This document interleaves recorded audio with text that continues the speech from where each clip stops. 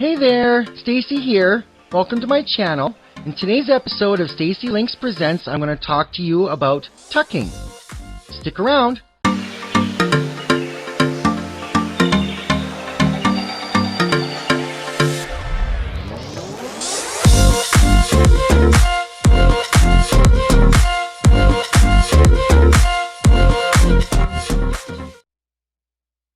Welcome back. Today's episode I wanted to talk to you about something that is pretty important to a lot of trans women, especially pre-op or non-binary trans women like myself, is tucking. Now, tucking is a very specific process that we do, and what it involves is it actually involves pulling your twins up inside your body, up into an area, into areas called the inguinal canals. And what those are the areas where they drop down to after they're formed while a male child is still in the mother's womb. And then they eventually do come out either before or after birth, but that's besides the point. The point of the matter is that's where we usually put them. And then we'll have them sit right up inside our bodies, and then we'll just roll up the extra skin and pull back our member down there. And then we will use several different devices that will hold that all together. So typically the easiest way to hold your tuck in is to have some snug, stretchy women's underwear. And that really helps a lot. But sometimes there are certain situations where that doesn't help. And there are other devices called gaffs that we'll use. And there are different types of gaffs. I have sitting over beside me here several devices that I'm going to show you, different types of gaffs and how I like to hold my tuck in. First kind here is a thong style gaff. It just looks like a pair of thong underwear, but the thing about these is they have this large pouch in the front, not really a pouch, but extra material.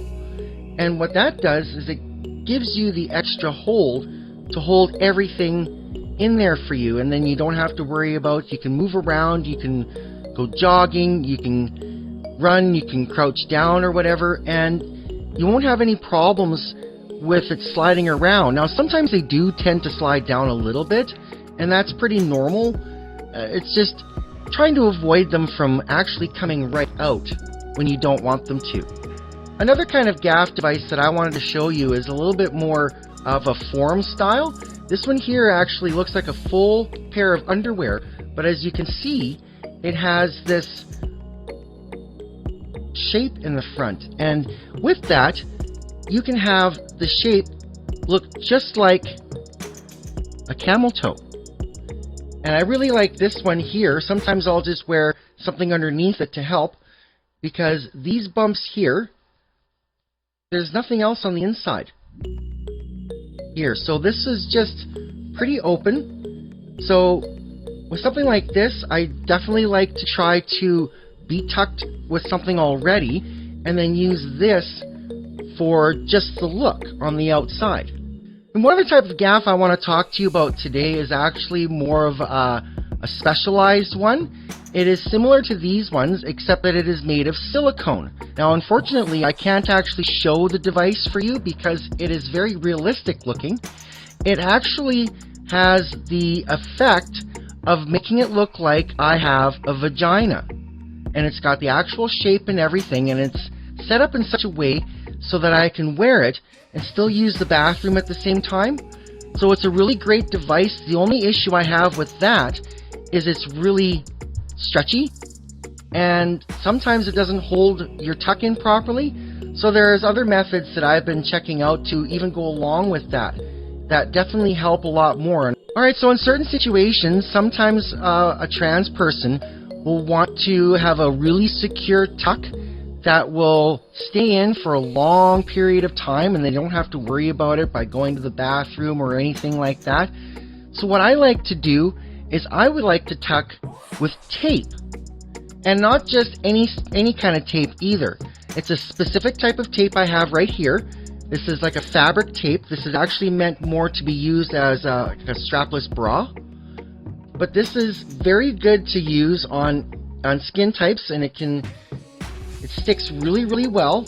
It's not waterproof though, but it does stay on for a long period of time, and you can take it off in the shower. On the back of this, it's got these little squares, and these squares are each 1 square centimeter, so you can use these squares to measure out how much you want. And every solid line there is 10 centimeters.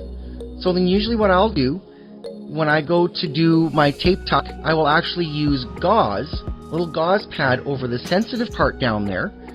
I will cut 2 of these strips, 20 centimeters long, and what I will do is I will crisscross them.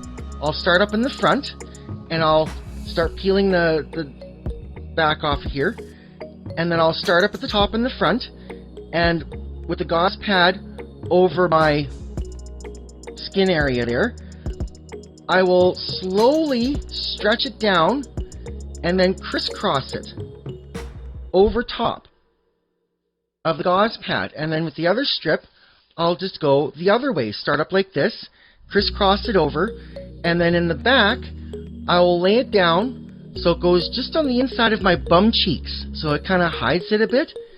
And that is really effective in holding the tuck really, really well. And then sometimes what I'll do is I'll put a little extra piece of gauze over top of my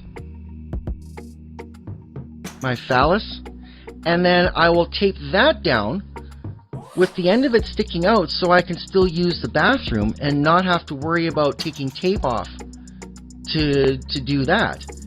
And it's really great to do that, especially when I'm using my silicone gaff, because it holds everything in perfectly.